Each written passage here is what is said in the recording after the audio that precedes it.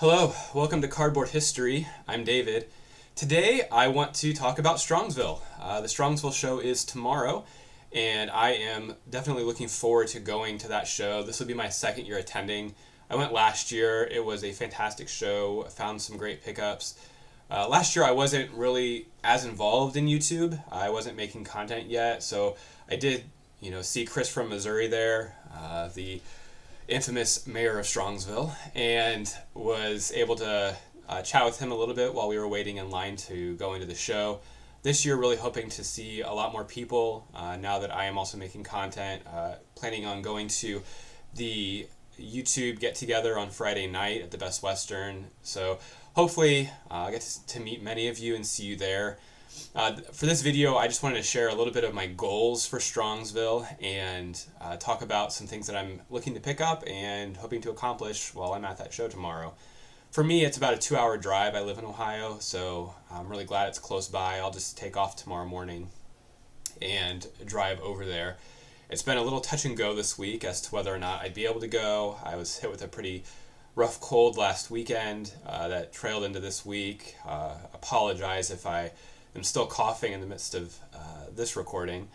And then also we did quite a bit of work in our backyard getting it ready for the spring, and I got into a pretty nasty patch of poison ivy, so that has been plaguing me this week as well. Thankfully, I think I'm recovered well enough to be able to go to the show, and I've had this to look forward to as I've been dealing with these different ailments.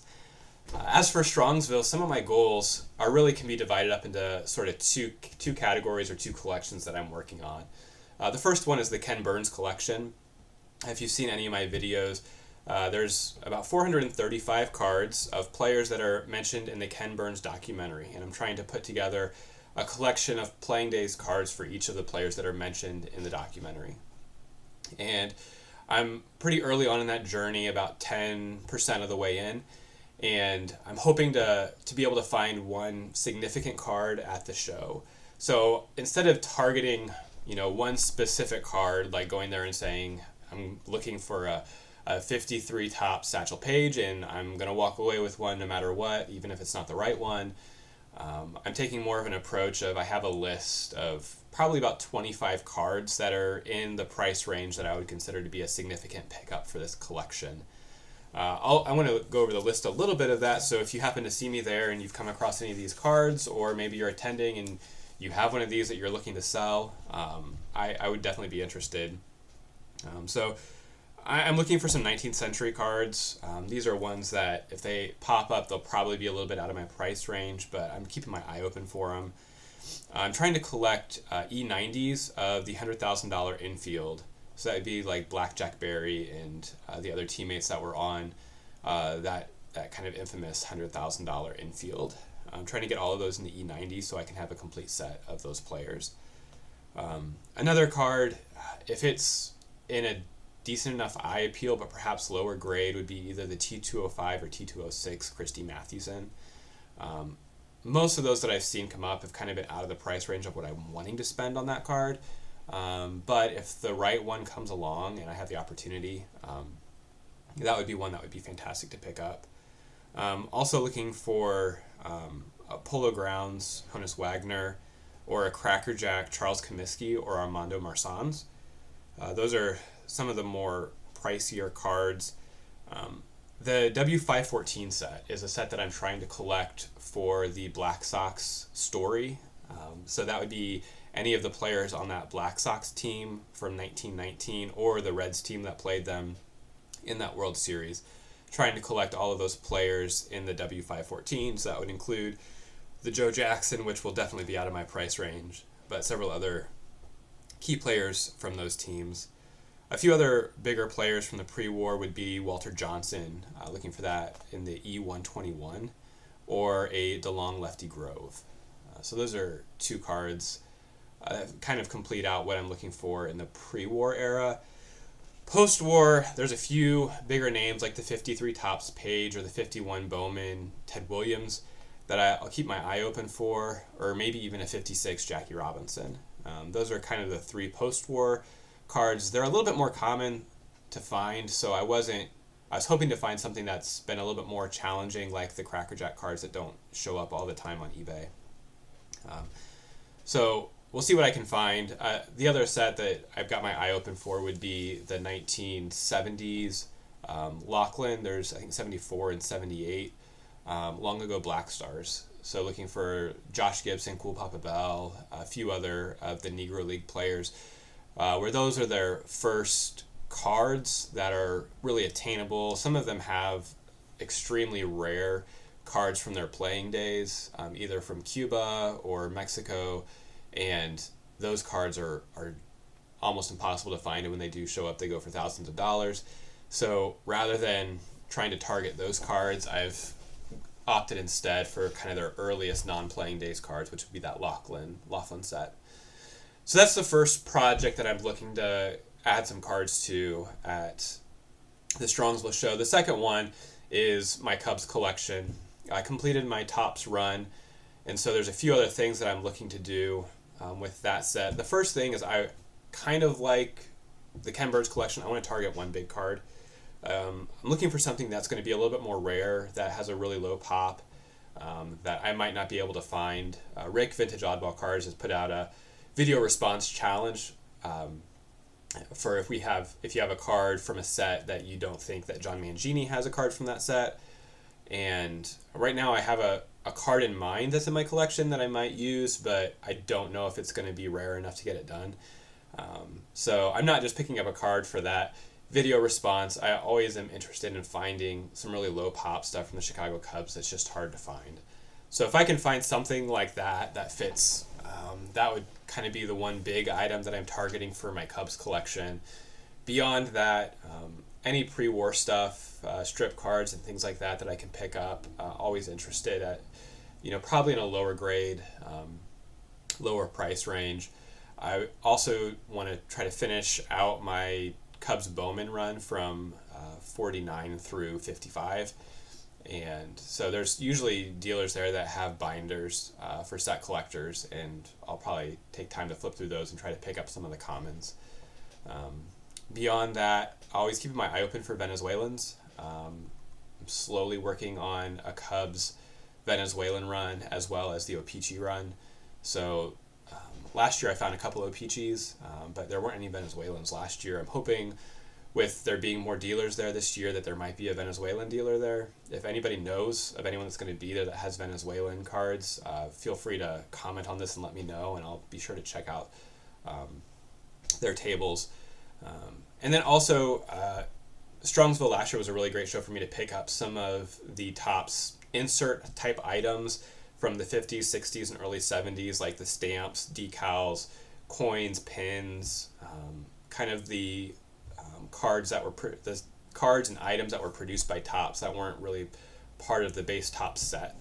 And so I've got a list of those cards that, occasionally you'll have a dealer that has, a pile of stamps or decal cards that you don't see every day. So kind of keeping my eye open for that as well. So those are some of the things that I'm looking to pick up. Another thing that I want to do while I'm there is drop off some cards at SGC. And I want to share those cards now and talk about maybe what I think the grades will be.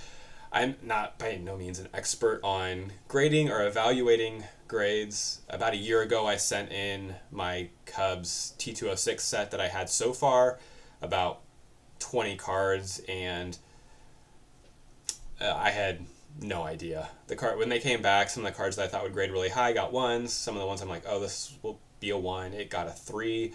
So I try to keep a close eye on things, and most of these are going to be 1s.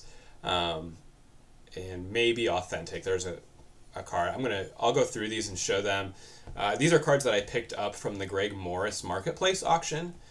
Greg Morris just opened up a new marketplace. Instead of only selling on eBay, they're using this platform as well. So this was their first auction, and it was a T206 auction. So originally I had kind of been saving up some money for Strongsville, and when this auction came up, I knew it'd be a great chance to pick up some of these T206 cards that I had my eye on. And being that it's not on eBay, there's not as many eyes, I thought maybe they would go for more affordable prices. And they did. Most of these I picked up for right around $50 or less. which it has kind of been my target on a lot of these cards. So I want to go through these. They're really kind of divided into two different parts. The first one, I picked up 3 Cubs cards, and these are part of my Cubs collection, trying to fill out the T206 set, and the other 3 are all New York Giants, which is part of the Ken Burns collection that I'm working on. I'm trying to collect all the players that were involved in the Merkle-Boner game and the makeup game, the 1908 clash between the Cubs and the Giants, and trying to do all of those cards in the T206 set, so they're kind of a sub-collection within the Ken Burns collection. So I was able to pick up 3 of those as well. So let me turn around the camera here and we'll take a look. So first card is the Heine Zimmerman. Zimmerman was still a newer player in the league in 1908 when the Giants and Cubs had their clash. But he did become a significant hitter for the Cubs in 1912. He won the Triple Crown for the Cubs. This is probably what he's most well known for. I'm pretty sure this will just get a 1, if not authentic. It's got some staining up at the top here, and it might not even grade if I compare it to the next one size-wise and line it up. You can see it's a little bit shorter.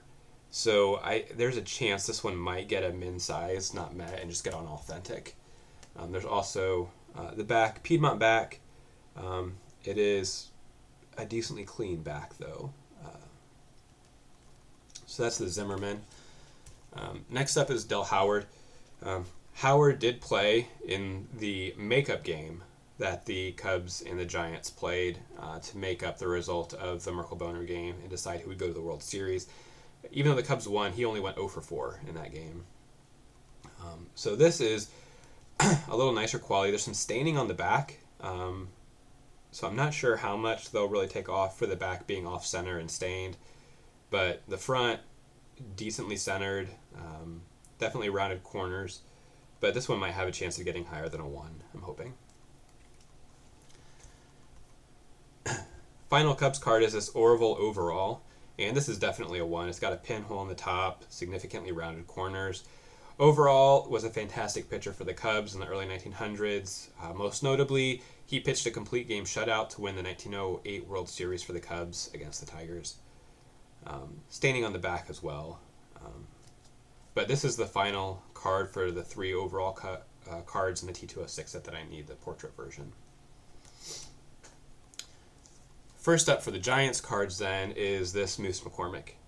McCormick was the player on third base when Merkle made his infamous error. And as he ran home, scored what was thought to be the winning run, but Merkle, not touching second base, eventually discredited his run. So this is fairly clean on the front, and no creases or anything like that. So I would expect it to get higher than a 1. However, there's some paper loss. So I'm not sure how that's going to play into it on the back, that slight paper loss, if that will just automatically knock it down to a 1. But definitely a fantastic image on the front. And even if it is a 1, I'm okay with that. Next up is Fred Snodgrass. This one, again, there's like a crease line on the back here, a mark up here, so probably a 1. This card's a little bit interesting to me because it pictures Snodgrass as a catcher, and he was most notable for being an outfielder. Probably most well known for muffing the fly ball in the 1912 World Series that would eventually lead to the Giants losing that World Series. He was on the 1908 team that played against the Cubs, and that year, he graduated high school in 1908, and John McGraw, immediately after he graduated high school, called him up in June. And so he went from playing in high school straight to playing in the majors. Snodgrass had caught McGraw's eye the previous summer or off-season when McGraw was umpiring some games in California, and Snodgrass was the catcher.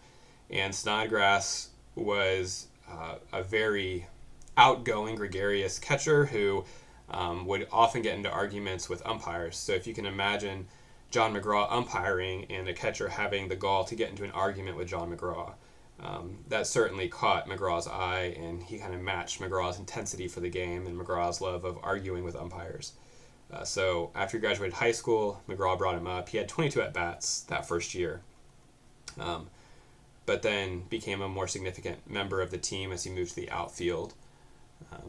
And so he didn't play in either the Merkel-Boner game or the makeup game, but he was a member of that team and kind of has his own lore of losing a World Series game for the Giants. And the final card is Fred Tenney.